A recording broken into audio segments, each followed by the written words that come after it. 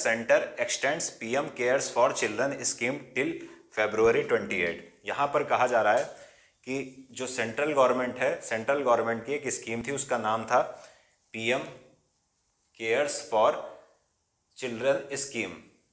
यहाँ पर क्या कहा जा रहा है कि सेंट्रल गवर्नमेंट ने उस स्कीम को 28 फरवरी तक एक्सटेंड कर दिया है। अब इसका मतलब क्या है ये समझिए। देखिए, चलिए इसको देखते हैं कि इस पूरी न्यूज़ के मायने क्या है, क्यों इंपॉर्टेंट हो जाती है हमारे लिए।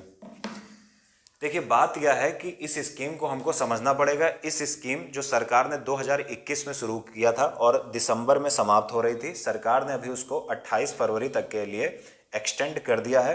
तो चलिए देखते हैं कि ये पूरी स्कीम है क्या।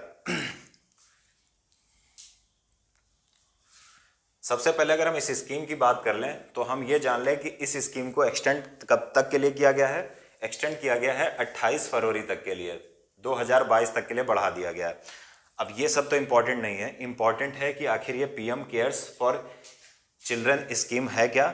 दूसरी जो पीएम केयर्स फंड था वो बड़ा इंपॉर्टेंट है, उससे question Vision IAS test series number 1 में पूछा जा चुका है, तो इम्पॉर्टेंट है एग्जाम के लिए। चलिए देखते हैं। सबसे पहले हम व्हाट देख लेते हैं। तो लॉन्च कब हुई थी? 29 मई 2021 को, यानी 29 मई 2021 को इसको सरकार ने लॉन्च किया था। क्यों लॉन्च किया था?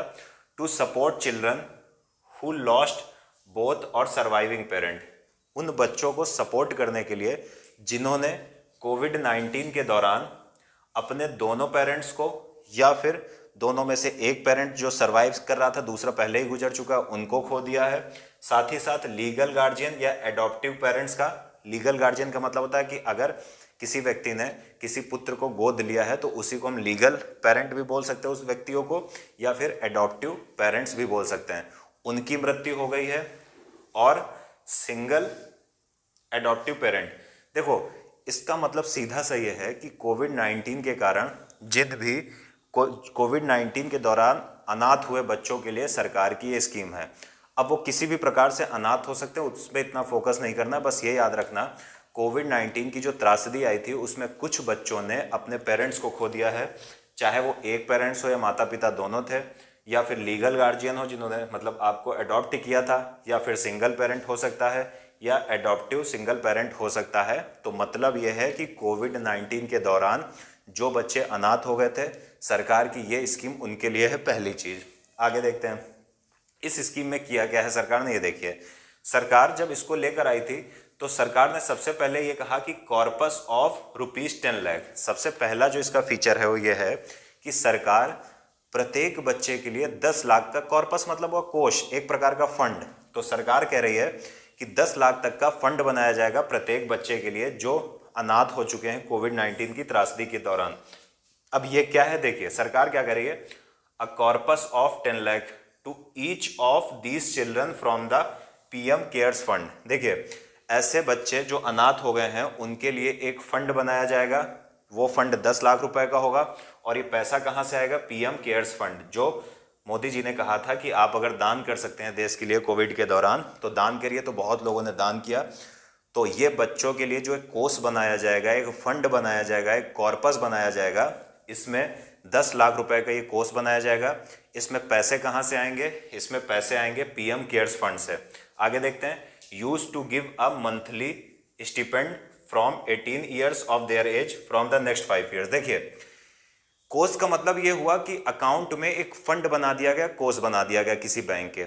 अब क्या होगा कि वो पैसा अगर जमा है तो उस पर कुछ ब्याज मिलेगा, तो बच्चा 18 से 23 साल तक उसी ब्याज से अपना जीवन यापन करेगा। अच्छी चीज है सरकार की कि सरकार ने 10 लाख रुपए का एक फंड बना दिया, उस फंड से बच्चों को कुछ इंटरेस्ट मिलेगा, ब्याज मिलेगा, ठीक ठाक मिलेगा, तो बच्चे उससे अपना जीवन यापन करेंगे। सरकार इसमें यह कह रही है।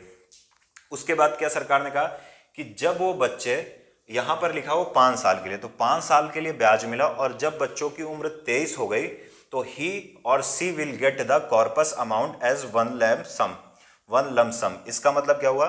सरकार ने कहा है कि 18 से 23 तक आप बच्चों को ब्याज मिलेगा, जब उनकी उम्र 23 हो जाएगी तो ये पूरा 10 लाख रुपए जो भी फंड होगा ये उनको वापस कर दिया जाएगा, बच्चों को दे दिया जाएगा।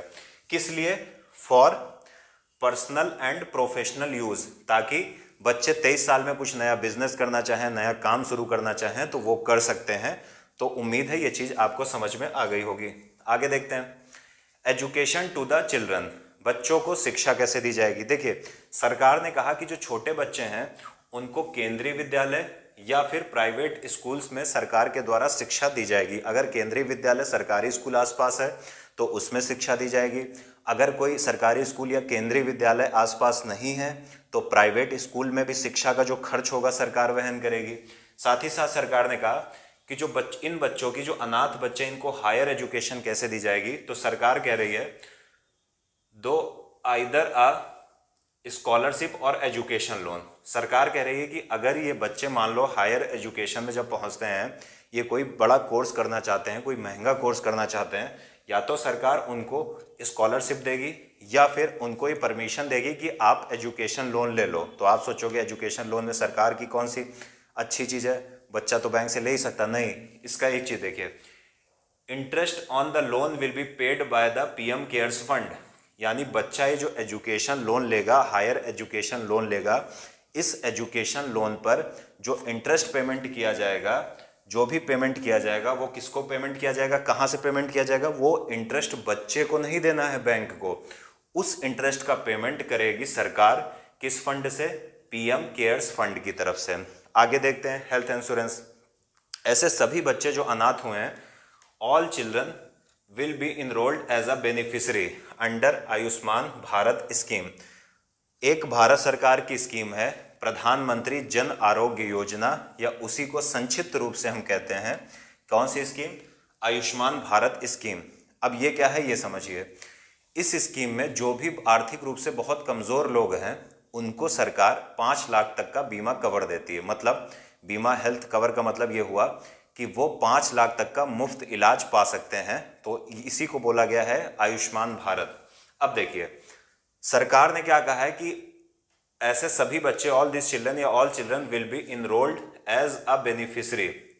इस स्कीम के अंतर्गत, आयुष्मान भारत स्कीम के अंतर्गत, ऐसे सभी बच्चे जिन्होंने अपने पेरेंट्स को खोया है वो इनरोलमेंट करा सकते हैं with a health insurance cover of 5 lakh. यानी सरकार क्या कह रही है कि बच्चे इस स्कीम के अंतर्गत इंश्योरेंस कराएंगे और इंश्योरेंस, इससे उनको फायदा होगा कि कभी भी उनकी हेल्थ रिलेटेड कोई इश्यू होता है तो उनको इंश्योरेंस के तहत कुछ पैसा मिलेगा, उनका मुफ्त में इलाज होगा, आसानी से इलाज होगा।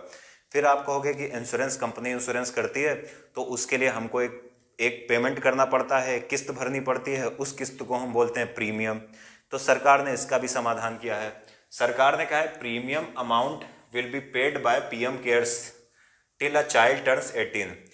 सरकार कह रही है कि जब तक बच्चा 18 वर्ष की उम्र का नहीं हो जाता है तब तक जो भी इस इंश्योरेंस का जो प्रीमियम होगा वो सरकार भरेगी। तो बच्चे को इंश्योरेंस के प्रीमियम से भी मुक्ति दे दी गई है। तो अच्छी स्कीम है। अब हम जान लेते हैं कि आखिर ये जो पीएम केयर्स फंड था ये था क्या। देखिए, to deal with any kind of emergency और distress situation like posed by the कोविड-19 पेंडेमिक।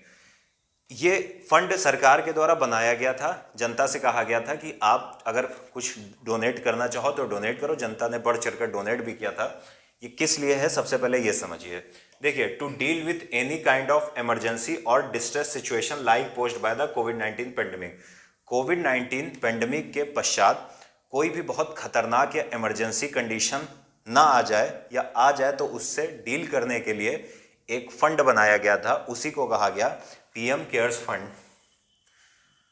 आगे देखते हैं, इसको दर्जा दिया गया पब्लिक चैरिटेबल ट्रस्ट का, यानी धर्मार्थ ट्रस्ट का इसको दर्जा दे दिया गया। तो ये अभी एक करंट में न्यूज़ थी कि किसी ने शायद आरटीआई दाखिल किया था। आरटीआई मतलब राइट टू इन्फॉर्मेशन। तो सरकार ने ये कहा था कि एक प्रकार का ट्रस्ट है, तो सरकार ने इस फंड की जानकारी देने से मना कर दिया था।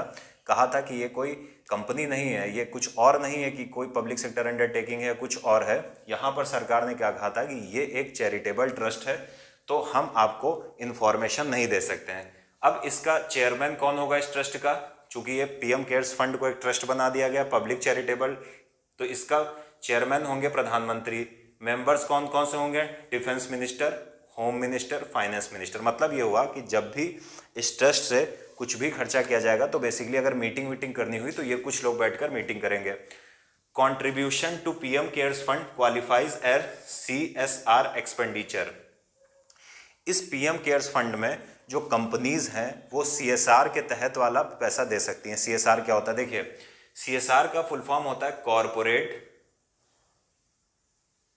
Social responsibility.